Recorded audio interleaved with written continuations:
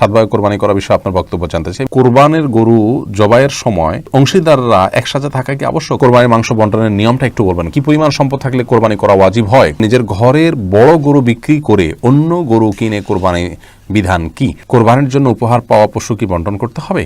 আপনি হাহা রিয়েক্ট দেওয়াকে পুরোপুরি হারাম বলেছেন। রসিকতা বোঝানোর জন্য কি হাহা রিয়েক্ট দেওয়া যাবে না? ইতিমধ্যে অনেকগুলো প্রশ্ন আমাদের কাছে চলে এসছে।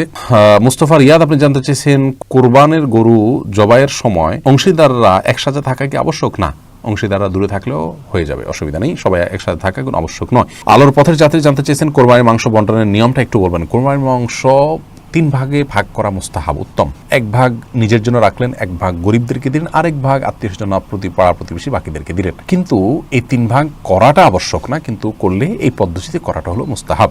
এমডি হাসিবুল হাসান জানতে চেয়েছেন, কি পরিমাণ সম্পদ থাকলে কোরবানি করা ওয়াজিব হয়? কোরবানির ঈদের দিন জাকাত দিতে হলে যে পরিমাণ সম্পদ দরকার হয়, ধরুন 595 গ্রাম রূপা বা তার সমমূল্য, যেটা বর্তমান বাজারে বোধহয় 40-50 হাজার টাকা, এই টাকার মালিক যদি আপনি কোরবানির ঈদের দিন থাকেন, তাহলে আপনাকে কোরবানি দিতে হবে। সেটা কমপক্ষে একটা ছাগল দিয়ে আপনি কোরবানি দিতে পারেন। এটা হলো আবু হানিফার মত অনুযায়ী। আরবিয়ান স্কলাররা, বিশেষ করে সৌদি আরবের উলামায়ে কেরাম এবং অন্যান্য মাযহাবের উলামায়ে কেরাম অবশ্য বলেন যে কোরবানিটা ওয়াজিব নয় এবং এর সাথে যাকাতের নিসাবের কোনো সম্পর্ক নাই। যাদের সামর্থ্য আছে অল্প থাকলেও তার দেওয়া উচিত, আর না দিলে গুনাহ হবে না। এটি হলো তাদের দৃষ্টিভঙ্গি এবং মত। আহমেদ জামিল আসিফ জানতে চাইছেন, নিজের ঘরের বড় গরু বিক্রি করে অন্য গরু কিনে কোরবানি বিধান কি?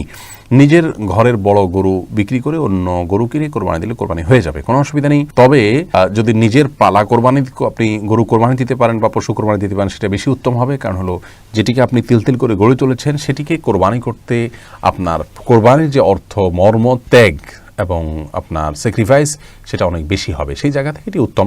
কিন্তু যদি এমন হয় যে আপনার বাজেট আসলে কম, আপনি গরিব মানুষ, তাহলে সেক্ষেত্রে বড় গরুটা বিক্রি করে আপনি অনেক বেশি টাকা পাবেন, এরপর আপনি অন্য পশু কিনে কোরবানি দিলেন, সম্পূর্ণ জায়েজ আছে, কোনো অসুবিধা নেই। কোরবানির জন্য উপহার পাওয়া পশু কি বন্টন করতে হবে? কোরবানির জন্য উপহার যদি পেয়ে থাকেন, যিনি আপনাকে পশু উপহার দিয়েছেন তিনি তার কোরবানিটা জাস্ট আপনাকে পশু দিলেন, এমনটি যদি নিয়ত করে থাকেন, তাহলে তো কোরবানিটা তার।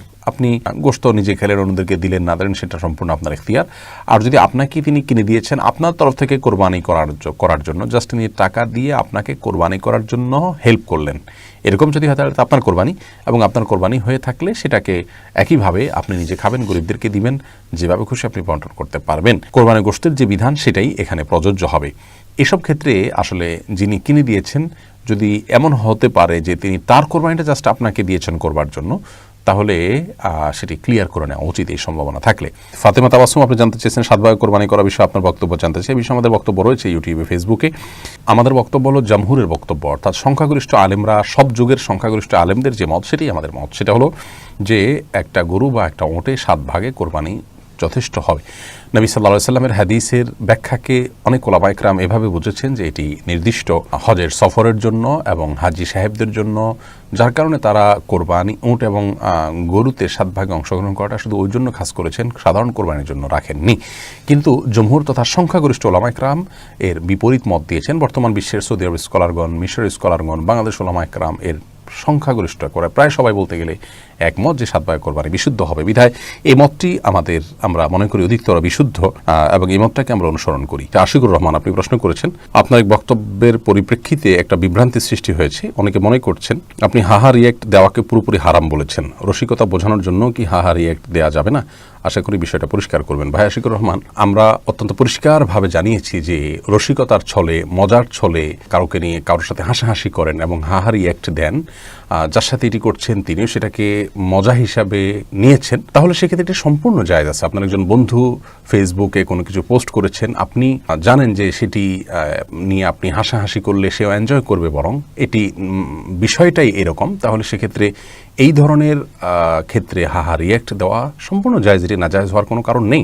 আমরা শুধুমাত্র বলেছি যদি কাউকে বিদ্রুপ করে, ব্যঙ্গ করে, ঠাট্টার ছলে তুচ্ছ করতে গিয়ে, ছোট করতে গিয়ে যদি কেউ কাউকে হাহা রিয়েক্ট দেয়, সেটি সম্পর্কে আসলে চারিত্রিক অধপতন এবং নৈতিক স্খলনের বিষয়টি এই পর্যায়ে চলে গেছে যে এখন অসুস্থতাটাকেই আমরা সুস্থতা এবং স্বাভাবিকতা মনে করি। কেউ যখন আমাদের অসুস্থতার কথা ধরিয়ে দেয়, সেটা নিয়ে আমাদের চুল পরিমাণ, বিন্দু পরিমাণ চিন্তা করার ফুরসতটুকু পর্যন্ত হয় না। এটা হলো দুঃখজনক বিষয়।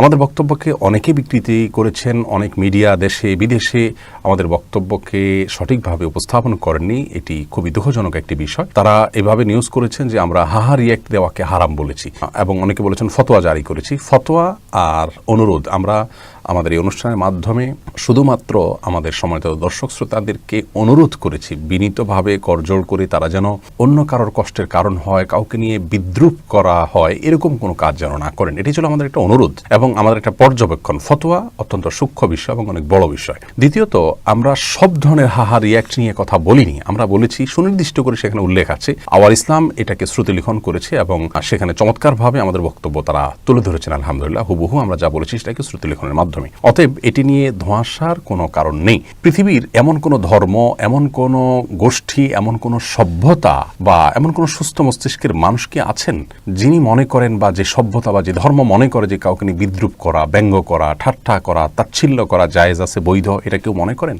আমি তো মনে করি না। তাহলে সেক্ষেত্রে এ বিষয়ে আমাদের দ্বিমত করার তো কোনো সুযোগ থাকতে পারে না। আল্লাহ তাআলা আমাদেরকে বোঝার তৌফিক দান করুন।